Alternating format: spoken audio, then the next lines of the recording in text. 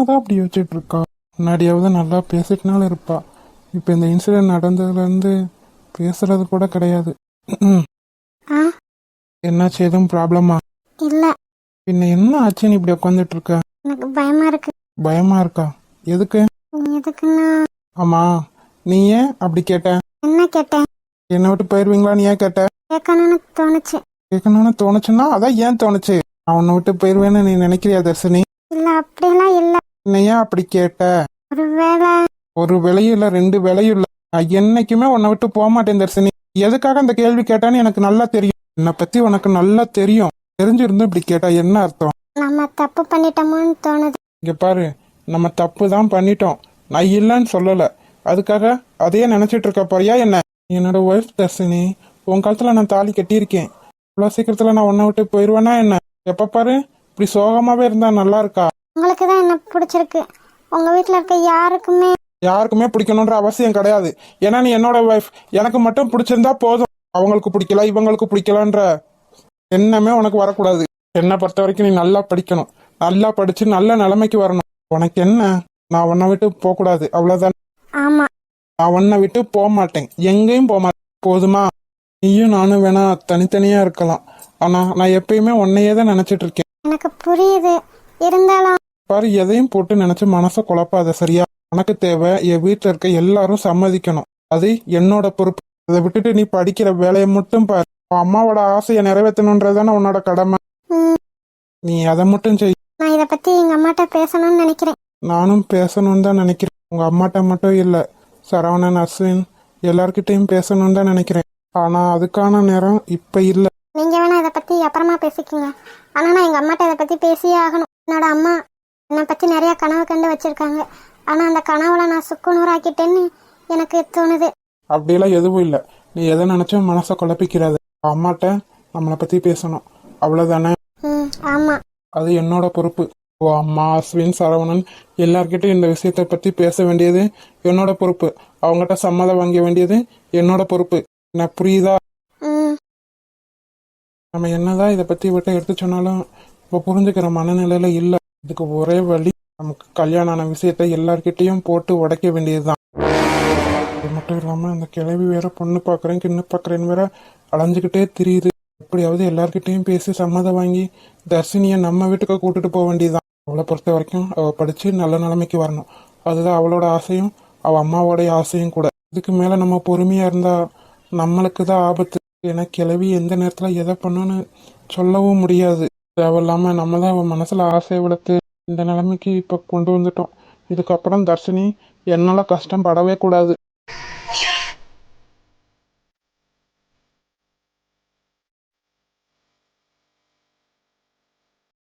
நம்ம ஆசைக்கு இவ்வளோ பள்ளிக்கூடம் ஆக்கிட்டோமோன்னு எனக்கு தோணுது. இவ்வளோ நடந்ததுக்கு அப்புறமும் நம்ம எதுவும் சொல்லாம இருந்தா நமக்கும் ஆபத்து, தர்ஷினிக்கும் ஆபத்து. இதுக்கு ஒரே வழி, எல்லார்கிட்டையும் பேசி தர்ஷினியை கூட்டிட்டு போறதுதான்.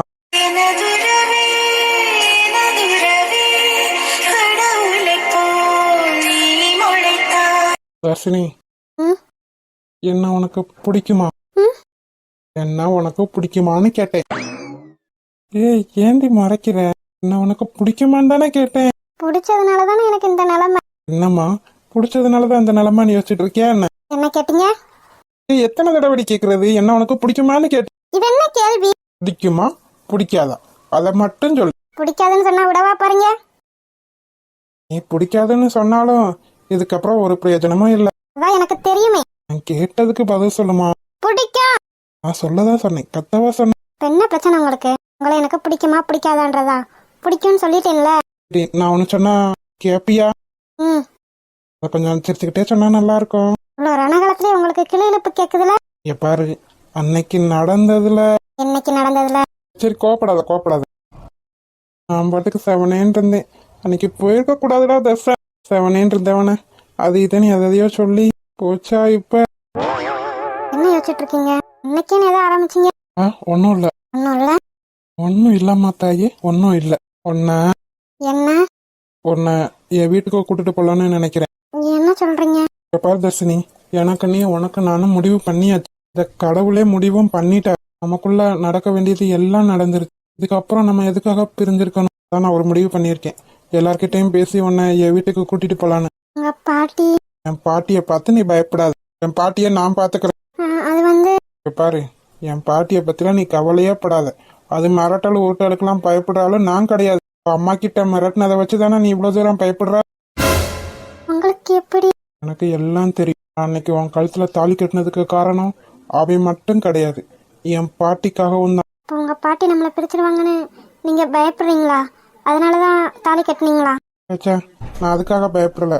என் பாட்டி மிரட்டினதை பார்த்து நீ பயந்துடக்கூடாதுன்ற ஒரே காரணத்துக்காகத்தான் நான் உன் கழுத்துல தாலி கட்டினேன்.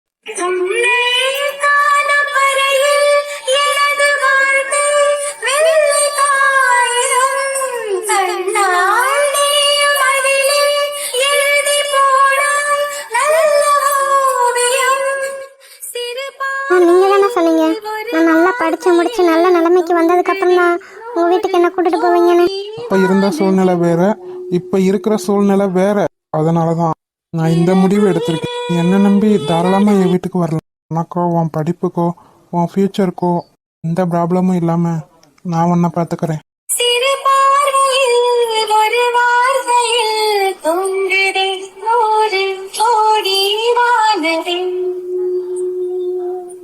என்னாச்சு? எங்கூட வர உனக்கு பிடிக்கலையா? சேச்சா அப்படியெல்லாம் இல்ல. இப்ப என்னோட என் வீட்டுக்கு நம்ம வீட்டுக்கு வர உனக்கு சம்மதம் தானே? ஒன்றும் இல்லாம இருந்த எனக்கு நீங்க இவ்வளவு பெரிய வாழ்க்கை கொடுத்துருக்கீங்க. நீங்க என்ன சொன்னாலும் நான் கேட்பேன். என்னங்க என்னதெல்லாம் வரமாட்டான்னு சொன்னீங்க. இப்ப வந்து நடு வீட்டுல உட்காந்து நாட்டாமத்தனம் பண்ணிட்டு இருக்கான். என்னதான் நினைச்சிட்டு இருக்கீங்க உங்க மனசுல? எனக்கு என்னமோ அப்படி மிரட்டினேன் இப்படி மிரட்டினேன்னு சொன்னீங்க. வீட்டு பக்கம் எட்டி கூட பார்க்க மாட்டான்னு சொன்னீங்க. இப்ப என்ன நடக்குதுங்க? ராஜி, என்ன ராஜி? என்னன்னு கேக்குறேன். என்னதான் நினைச்சிட்டு இருக்கீங்கன்னு கேக்குறேன். இந்த வீட்டை கேட்கவே மாட்டான்னு சொன்னீங்களா இல்லையா? இப்ப என்ன நடக்குதுன்னு பாத்தீங்களா? ராஜி, நானும் வரமாட்டான்னு தான் நினைச்சிட்டு இருந்தேன். ஆனா இவ்ளோ அடாவடியா நம்ம வீட்டுக்குள்ள வந்து உட்காருவான்னு நான் நினைச்சே பாக்கல ராஜி. என்னங்க நினைச்சு பாக்கல? என்ன நினைச்சு பாக்கல? இதுக்குதான் அன்னைக்கே ஏதாவது ஒண்ணு பண்ணுங்கன்னு சொன்னேன். இதுக்கு ஒரு முடிவு கொண்டு வாங்கன்னு சொன்னேன். கேட்டீங்களா நீங்க?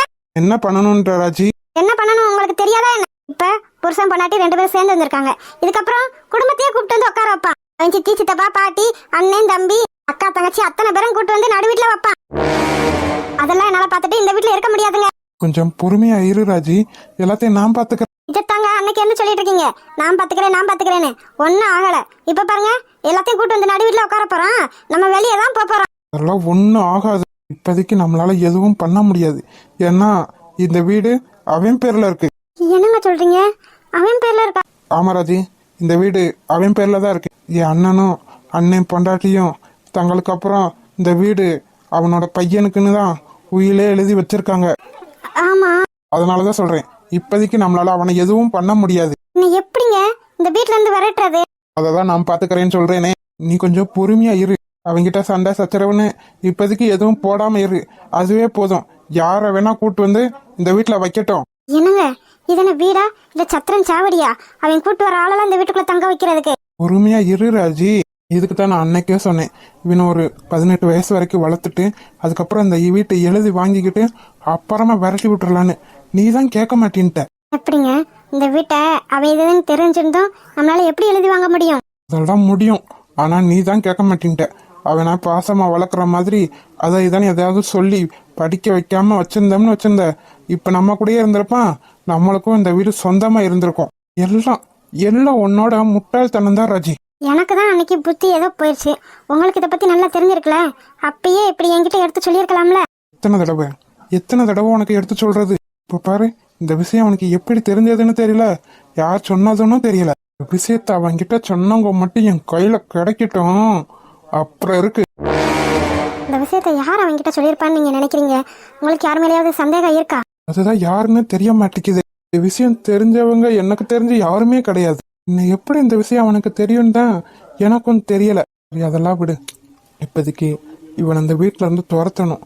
அதுதான் ஒரே வழி. அதுக்கு முன்னாடி நம்ம சாராவோட கல்யாணத்தை நல்லபடியா முடிக்கணும். சம்பந்த வீட்டாளுங்க வந்து இவங்க யாருன்னு கேட்டா என்ன பண்றது? நமக்காங்க சமாளிக்க தெரியாது, ஏதாவது சொல்லி சமாளிக்கலாம். இவனுக்காகலாம் என் பொண்ணோட வாழ்க்கையை என்னால கெடுக்க முடியாது. என் பொண்ணுக்கு நல்ல வாழ்க்கை அமைய போகுது. அதுக்கு மட்டும் இவன் ஏதாவது தடையா வந்தா உங்களுக்கு முன்னாடி நான் என்ன செய்வேன்னு எனக்கு தெரியாது. இந்த கிழவிக்கு உடனே ஃபோன் போட்டு இன்னும் ஒரு வாரத்துல எப்படியாவது கல்யாணத்தை முடிக்கணுங்க. இன்னைக்கு வந்துட்டு போனதுதான், அதுக்கப்புறம் ஒரு ஃபோன் கூட போடல.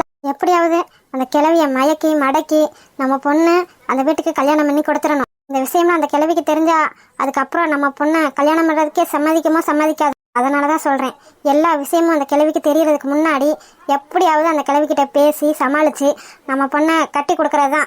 பொண்ணோட கல்யாண விஷயத்துல மட்டும் ஏதாவது பிரச்சனை வரட்டும், அப்புறம் அந்த ராஜி மனுஷியா இருக்க மாட்டா.